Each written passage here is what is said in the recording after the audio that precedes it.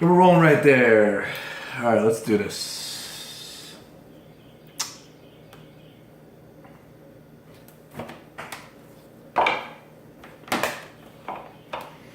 Please die, my brother again.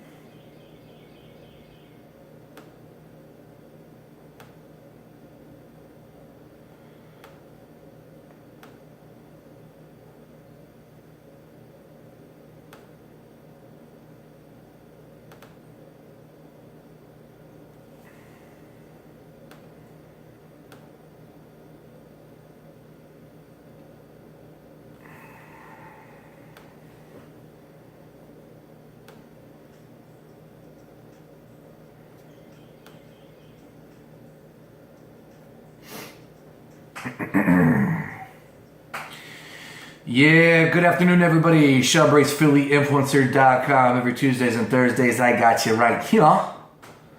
Appreciate everyone pressing play, listening to me live, checking out PhillyInfluencer.com on a daily basis. We greatly appreciate that. We're working hard over there at the website for you. We got a lot of good stuff to get into today as I take off these headphones.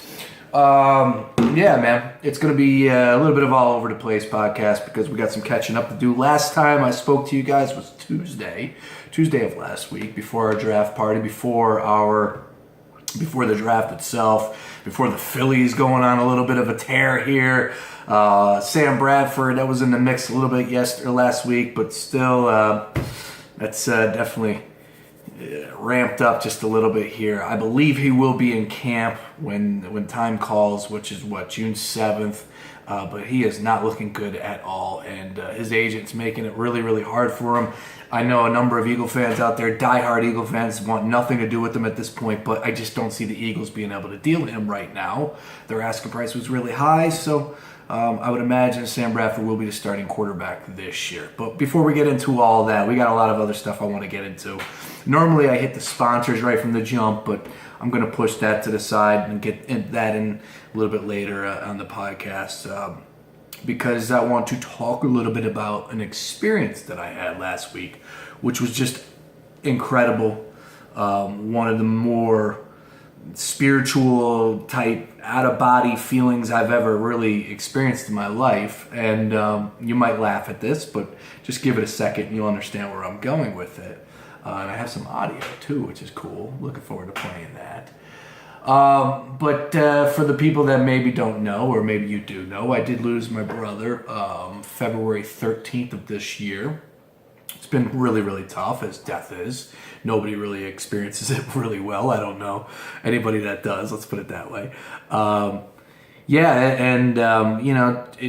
been bothering me. It hits you, it goes away, it comes back, it stings you. There's not really a blueprint for it, but, it definitely hurts. And the struggle that my family's going through right now, my mother in general, because my father is dealing with dementia and, he's basically gone. So my mother's really got to take this all on by herself.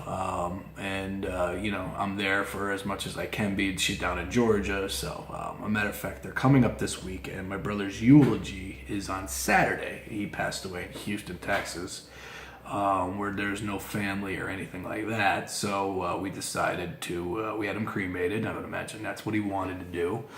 And we're going to have a ceremony, a little something, a little get together with all the family and friends, and just a celebration of his life this Saturday, where I get to give the eulogy. So there's a lot of moving pieces, a lot of things that have been happening, a lot of things that are working up until this Saturday. So last week was my birthday. It was April 29th on a Friday. And one of the things that I wanted to do was make it to Pearl Jam. And I'm a big-time Pearl Jam fan. And I'm just telling you, man, you catch them live, it's a whole different feeling than listening to them on a CD. And, if it's not your cup of tea, it's not your cup of tea. Music is like art, to each their own. I never really feel to fight with somebody. Oh, you need to listen to this, you need to listen to that. No, that's not the way I go about it. But Friday was Pearl Jam. Pearl Jam was in town. It was also my birthday. And one of the things about my brother, that if I can, and I just would say this, that his influence on me 100% was all over music. My brother was a really, really, really hardcore drummer to start out with. Then he proceeded to guitar. He played in bands in high school. He was always jamming. We had this huge little extra spare room that he basically made his little band room when we were growing up. And he's 5 years older than me. Or was 5 years older than me. So, if he was 17, I was 12, and yada, yada, yada. And like I said, his biggest influence on me was absolutely music. And one of my earliest memories I can remember about my brother was 100% stealing his music. Stealing his CDs, stealing his tapes, whatever it was. But I definitely stole his CDs. And one of the first CDs that I can remember, if you were like, okay, what was the CD you would steal from him? I would tell you 100% Pearl Jam 10. Right from the jump, I would say I remember stealing Pearl Jam 10.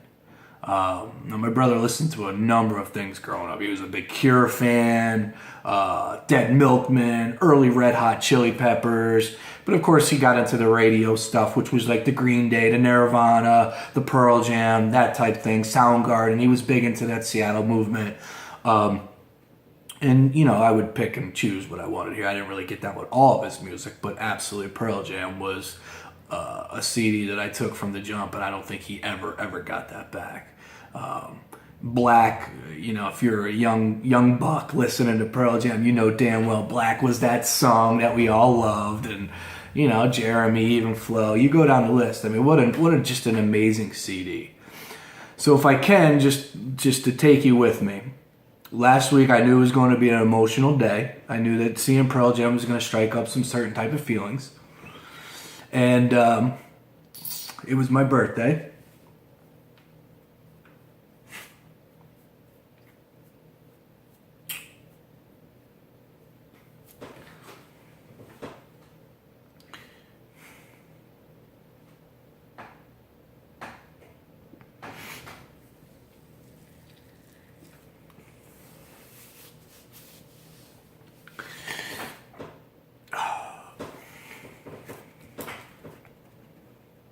Trying to get out of my system last week. It was tough. So, just missed my brother, man.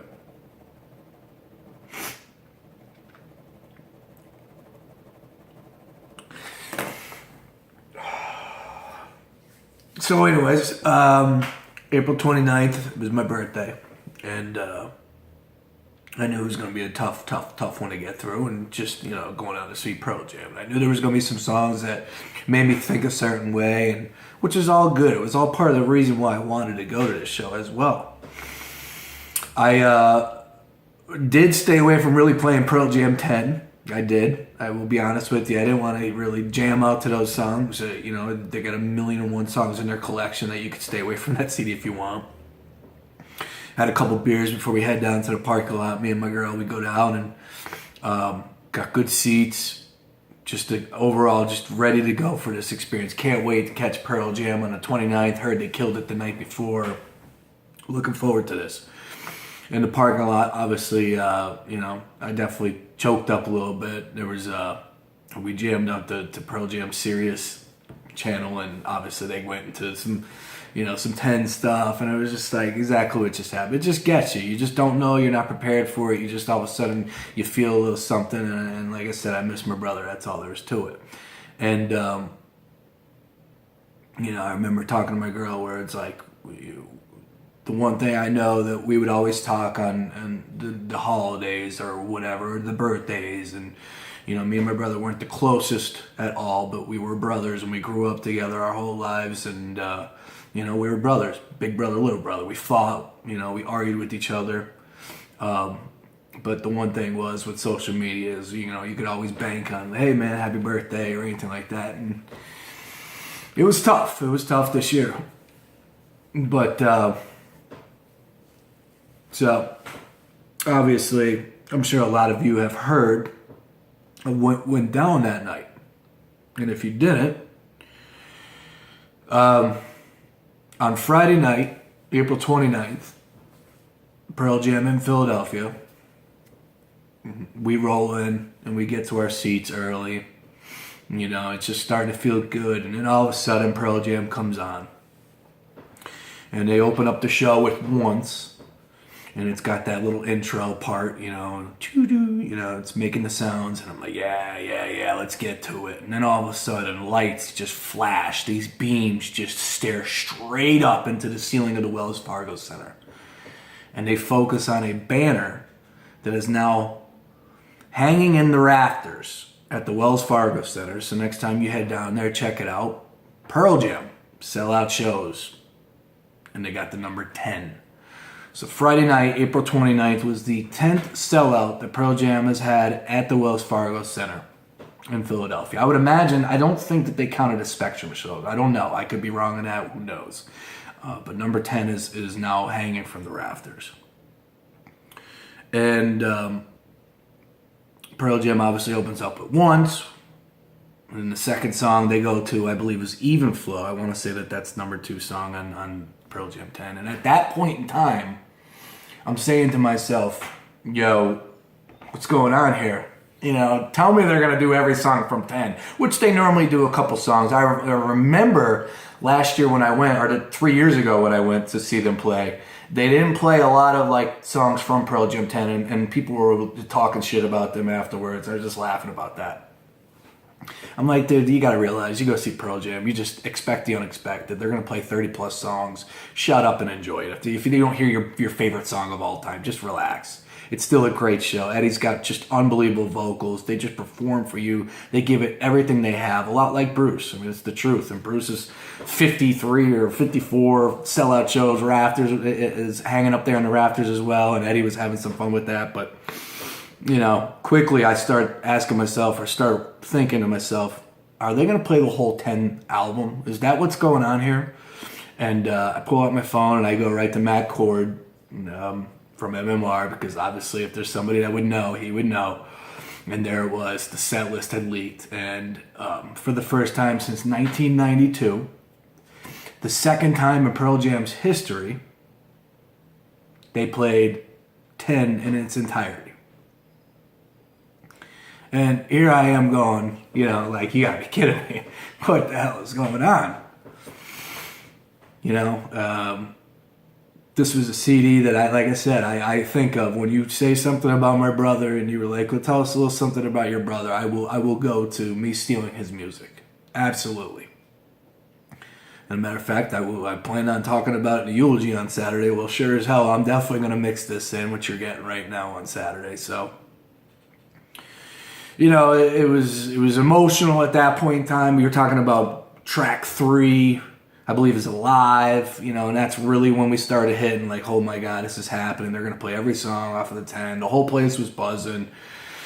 It was nuts. It was incredible, and then we got the Black, and I was tearing up a little bit. I held it together. I was proud of myself. I'm like, come on, dude, let's go. We're seeing Pearl Jam.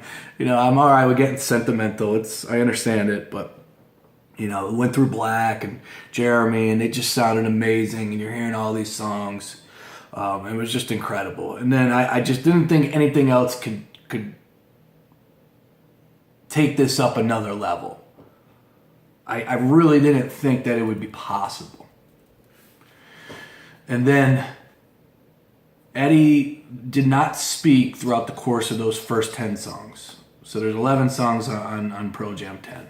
And throughout the first 10 songs, he didn't speak. It was just one song to the next, to the next, to the next. And it was all smooth, and it was just perfect. And then the final song on Pearl Jam 10 is Release Me. And, I'm just standing there, and I'm just like, this is incredible. And I know what Release Me, and me and my girl were just like, wow, this is unbelievable. What an amazing night. But we're just getting started, because obviously we know they got 20 more songs in front of them. So here we go. And then for the first time that Eddie spoke to the audience, that said something to the audience, like I said, I didn't think anything else could take it up another notch. But I'm going to play you something that he said before he went into Release Me. And this was just incredible. It's a little hard to hear, but bear with me.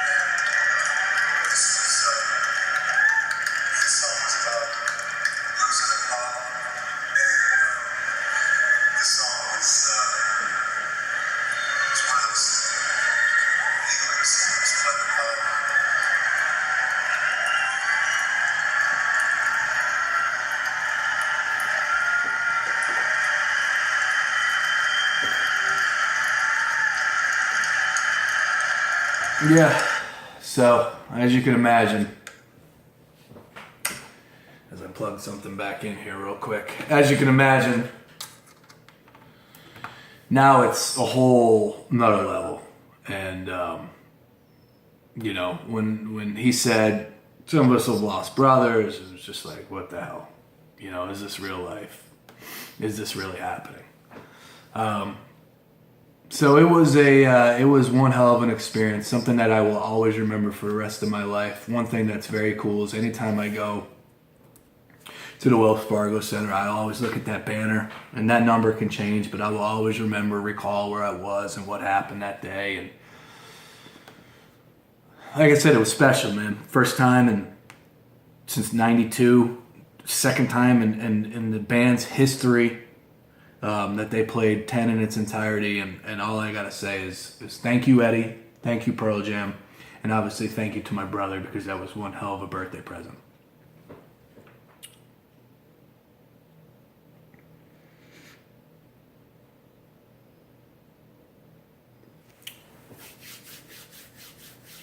See ya. Saturday should be fun. Yeah. But yeah, man, you know, it's what it's all about. You can't avoid the grave.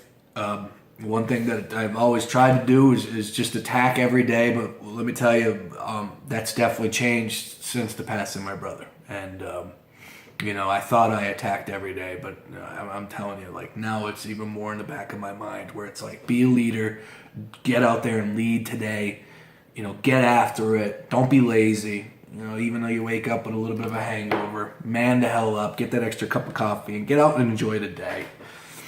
And to each their own on that front, you know, whatever you feel, go ahead, and whatever makes you happy, do it. But that's one thing that I would definitely preach is you just don't know. My brother and I weren't the closest, like I said, but we were, you know, still brothers, and I'm getting married next year, and I remember having conversations with my fiance and just saying, you know, this is going to be good. We're all going to be in the same room together. We're all going to, you know, it's going to take us up another notch. And I just pictured and envisioned my brother and myself sitting in the room with our kids playing 20 years from now, you know, and that's not going to happen. And that sucks. But that's the one message that I want to get across to you is just don't wait. Don't think that you have 20 years or 15 years or 5 years, because it's going to happen. You just never know. You don't. And I know you've heard that before, but I got to bang that home a little bit more. I thought that my brother and I would be hanging out drinking beers when we were 55 years old, and that's not the case. So last Friday was amazing. It was absolutely amazing. Left there, and that show was incredible. I know that I know that I wasn't the only one crying. I probably at that point in time, I do want to say that the reason why Eddie did go into that about the brothers was because he was talking about the one brother who got killed, or the one, I believe it was the kid who got killed by the Devils fan. Remember, there was a stabbing downtown in Rittenhouse Square. Well, he's got two other brothers. They were diehard Pearl Jam fans, and word got back to Eddie. And I mean, they're just outstanding. That Pearl Jam is just incredible. They really do pay attention to when they come in. They gave MMR another shout. I mean, it's just so many good things from Friday night. And like I said, thank you to Pearl Jam, and obviously thank you to my brother for that little birthday shout out there, man. Friday was magical. All right, I appreciate you allowing me to get that off my chest. My plan was to do it without crying, but obviously that was a little tougher than what I thought. You should have saw me Friday. That was a freaking mess. But anyways, hey, let's move on here. I appreciate that. Let's talk a little bit about sports here because we did have a lot of stuff that was going on. Smooth transition, I know, but let's do it. The draft took place over the weekend, and I mean, dude, all of a sudden the Eagles are the talk of the NFL again. It seems like every offseason it happens. Unfortunately, it's the offseason. It's never the right time, or hasn't been the right time in a while. But all those years that Chip Kelly was here, we were the talk of every single offseason, so that's 3 years. Now this year, the Eagles move up to number 2, grab Carson Wentz. Everybody was talking about the Eagles. I mean, I heard a lot about Jared Goff, but in my mind, I think Carson Wentz was the bigger story of the NFL draft. Now, Laramie Tunsil stole the show, which I'm going to talk a little bit about that. But as far as what happens here with the Eagles, Carson Wentz, unbelievable, man. They went out and got their guy. You've heard me talk about it in a previous podcast, and if you haven't, I'll just give you the cliff notes of the way I feel about it. I have no problem with the Eagles going up there and getting him. I thought they spread out the picks. They're not really going to kill him. You look at the Redskins, what they gave up for RG3. They won the Division II out of the last 4 years. Worked out for them. So, going to get a quarterback, I'm fine with that. Carson Wentz, did he jump off the page at you? Did he jump off the page at me? Let's put it that way. No, he didn't. But for the Eagles, they worked them out. They were the ones that took them out to dinner. I could see them falling in love with Carson Wentz. But bottom line, it's about what he's able to do on the field. Let's see what the kid can do out in the field. He's got the measurables. He's got the intangibles. I mean, the kid's 6'5", 235, 237, something like that. Guys, I mean, he's a young boy. He's a young man. He's not a boy. Yeah, let's put it that way. He's a young man. But he's going to grow. He's only going to get bigger. He's going to fill that frame out. So, like I said, the measurables are there. He's not Michael Vick with the speed, but he's not a slug either. He can make plays with his feet. So I could see why the Eagles wanted this guy, Carson Wentz. I could see it. Like I said, when I watched the film, I'm just like, I could see him sling it, but maybe it had something to do with the offense he ran, and people want to argue with me about this one. I think that offense he was running up North Dakota was really gimmicky, spread option, or for crying out loud, he averaged 9 rushing attempts his junior year. Let's put it that way. All right. They spread the field. They got the motion all the way through. There were some elements of the passing, but all in all, it seemed like he had that one read. That's where he was going to. Again, push all that shit to the side. It doesn't matter what he did in college. It doesn't matter what North Dakota State did. They're a juggernaut of a squad. They won the division championship 1AA 5 straight years. Put all that to the side. It's whether or not Carson Wentz can slow this game down, learn the damn the playbook, and get out there and be a leader and make plays. And the Eagles say, yes, he can. He can do all of the above. Sticking with the draft, because then I'll get into more quarterback talk when we start talking about Sam Bradford and stuff like that. I thought that there was interesting with some other picks. I love the fact that the Eagles went out there and targeted some offensive linemen. We'll see. I'm not going to bore you with offensive line talk because I don't know what the hell I'm talking about. Can these guys play? Yeah, I would hope they will. I hope the Eagles were able to draft them to fill the hole at left tackle. Or left guard, and if Jason Peters gets hurt, maybe we can get somebody else in there. I know Lane Johnson was originally drafted to replace Jason Peters, so maybe he slides over. You get somebody at the right tackle position. Bottom line, you need depth at all 5 of those spots. Jason Kelsey, we don't know what the deal is with him. Will he bounce back after having a bad season last year? So there's a lot of question marks on the offensive line for the Eagles this year, so I have no problem with them going out there and targeting some depth at those positions. Now, let's talk about some of the guys that got you scratching your head just a little bit. And I'm scratching my head because of the red flags that were put up with these guys. Now, yes, they were young, and I'm not talking about the damn Twitter and stuff like that, but Wendell Smallwood out of West Virginia, he led the Big 12 in rushing, there's something to be said about that. He can make plays. He looked good at the combine. But this guy was involved in a damn murder. Now, charges were dropped, and, there's a whole other story that we're all going to find out more about here as we roll through, and everyone starts digging a little bit deeper. But there's a red flag right there. My man was involved in a little bit of a murder. So we'll see. We'll see what's up with that. In 2014, the Eagles drafted him. And like I said, the Twitter and stuff like that, he was 17, 18 years old, whatever. He said some stupid stuff on there. That's a class for social media right there, for people that have some kids coming up. Look, you got to treat social media like you're putting out the post on the front page of the New York Times where everybody can read it. So when you start calling people gay or, fuck all them people up and, you got to realize that some of that shit can come back. And when you're 17, 18, you're not thinking like that, that's fine. But this is what needs to start being taught to these kids a little bit earlier. I mean, social media might as well have to be taught in high school right now. I would have no problem with that. Like, this is something new. And I know that we all saw that video of the stupid stuff that's being sent to female sports writers and stuff like that, which is, it sucks. I get death threats on Twitter, on social media. We all do. I'm sure I'm not speaking out of context or out of frame for everybody. I think we're all on the same page with that. There's idiots all across the board on social media. But maybe if we start teaching it at an early age, then don't do that. Don't be that guy. Don't be this. Don't be that. And start putting it out there where this person had this locked up, and all of a sudden, because of this one tweet, they lost everything. Kind of like this is your brain on drugs. Let's bring it back to those days, okay? Well, this is the social media way of things. Something has to be changed. Something has to be taught to these kids a little bit earlier. And I'm not talking about just sports. I'm talking about everything across the board. I think that would be helpful. So, hopefully we can stop being complete assholes on social media because you're faceless and you think you can say whatever you want to somebody when it's not the case. But Wendell Smallwood, interesting draft pick by the Eagles there. We all knew that they wanted to go get a running back. They did. Kenny Mills, how about this kid? Out of LSU, 7th round selection. They're talking about maybe a 2nd or 3rd round talent.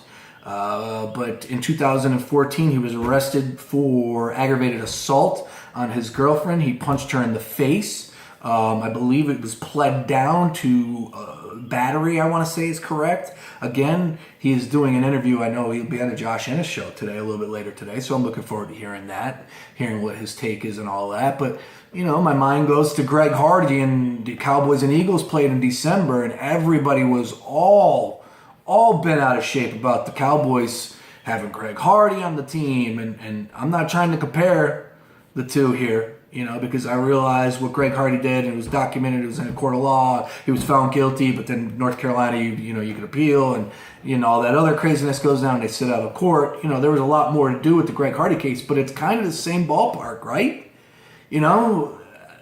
But the Eagles went out there and drafted him. I don't know. You're telling me there's nobody else out there that could play that position that was on your board? Did you have to draft the one kid? And I'm not sure. I'm pretty sure there's probably other guys in the draft that were arrested for aggravated assault or domestic abuse or anything like that. But the Eagles went out and drafted this kid.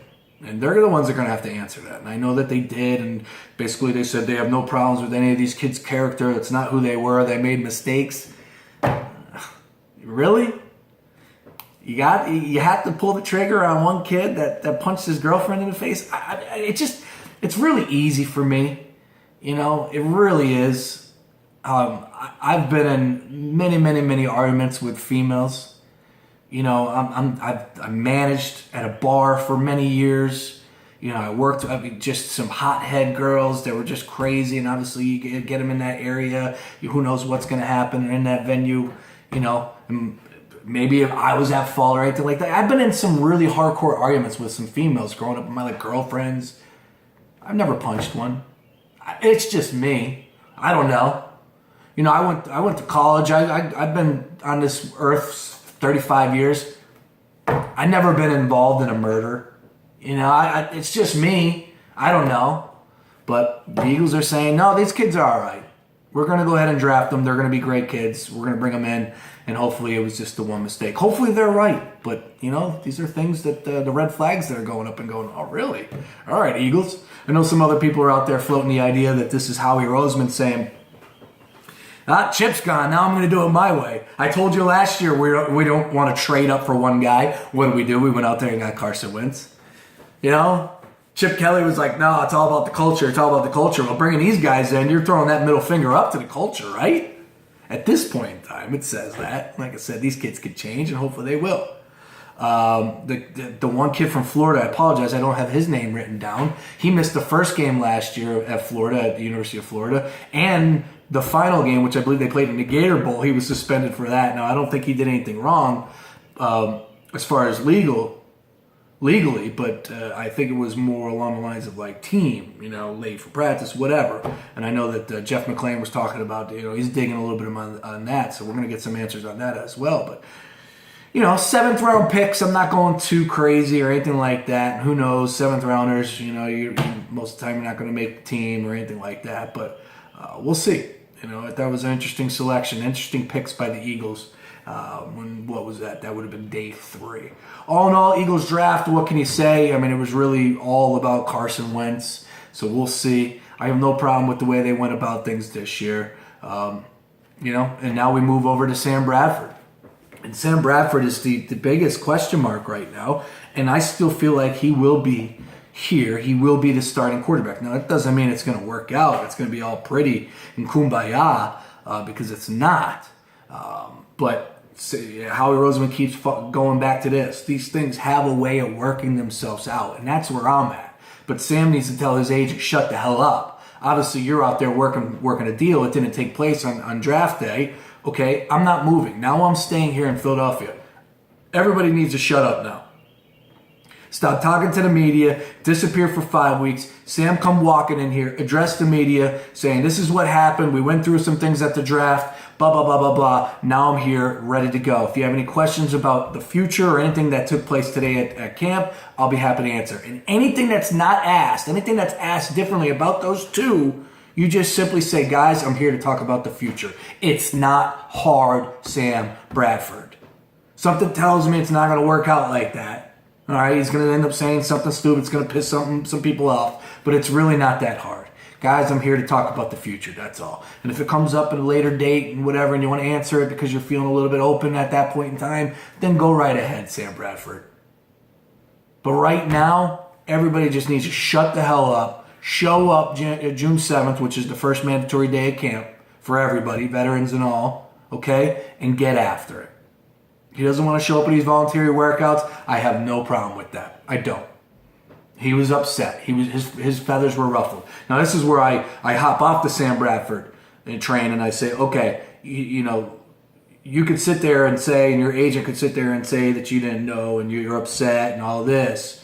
But bottom line is the Eagles did tell us right from the jump that they were looking at drafting a quarterback for the future, somebody that they can mold. And oh, by the way, Sam, they did say that you were 100% the starting quarterback. Shut up. God, I mean, you are not winning this at all.